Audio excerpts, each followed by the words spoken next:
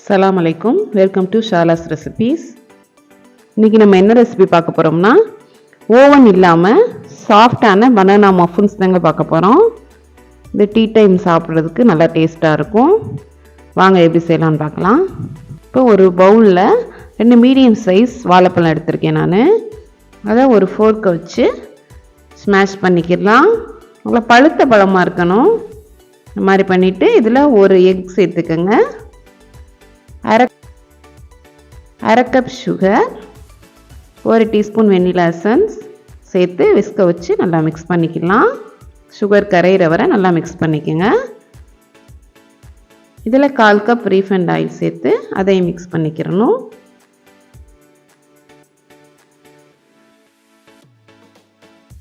இப்போ ஒரு சல்லடையில் அரை cup maida, baking powder 1/2 teaspoon, baking soda 1/4 teaspoon, salt 1/8 teaspoon, cinnamon powder 1/4 teaspoon சேர்த்து சளிச்சிக்கலாம்.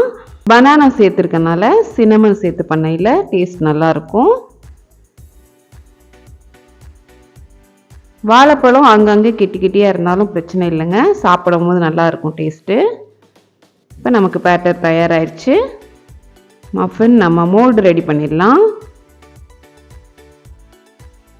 நம்ம ரெடி பண்ண பேட்டர் நமக்கு 6 மஃபின்ஸ் கிடைக்கும். நல்லா பெரிய பெரிய மஃபின்ஸ் கிடைக்கும். இப்போ 1/4 கப் மெஷரிங் கப்பில் எடுத்து நம்ம ஃபில் பண்ணையில் கரெக்டாக வரும். எல்லா மஃபின்ஸ் ஒரே மாதிரி இந்த மாதிரி எல்லாத்தையும் ஃபில் பண்ணிக்கலாம்.